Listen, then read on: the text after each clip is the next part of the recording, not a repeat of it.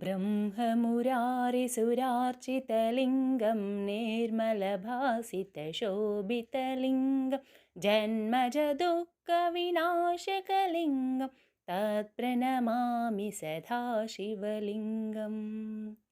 देवमुनिप्रवरार्चितलिङ्गं कामदहनकरुणाकरलिङ्गं रावणदर्पविनाशकलिङ्गं तत्प्रणमामि सदा शिवलिङ्गम्। सर्वसुगन्धसुलेपितलिङ्गं बुद्धिविवर्धनकारणलिङ्गं सिद्धसुरासुरवन्दितलिङ्गं तत्प्रणमामि सदा शिवलिङ्गम्। कनकमहामणिभूषितलिङ्गं पनिपतिवेष्टितशोभितलिङ्गं दक्षसुयज्ञविनाशकलिङ्गं तत्प्रणमामि सदा शिवलिङ्गम्। कुङ्कुमचन्दनलेपितलिङ्गं पङ्कजहारसुशोभितलिङ्गं सञ्चितपापविनाशकलिङ्गं तत्प्रणमामि सदा शिवलिङ्गम्।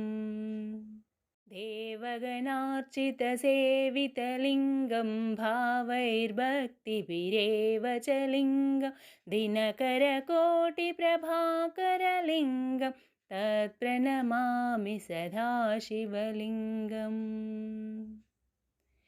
अष्टदलोपरिवेष्टितलिङ्गं सर्वसमुद्भवकारणलिङ्गम् अष्टदरिद्रविनाशकलिङ्गं तत्प्रणमामि सदा शिवलिङ्गम्।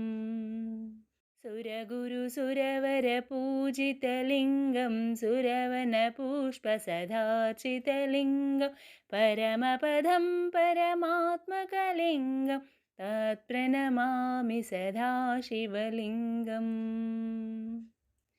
लिङ्गाष्टकमिदं पुण्यं यप्पटे शिवसन्निधौ शिवलोकमवाप्नोते शिवेन सह मोदते।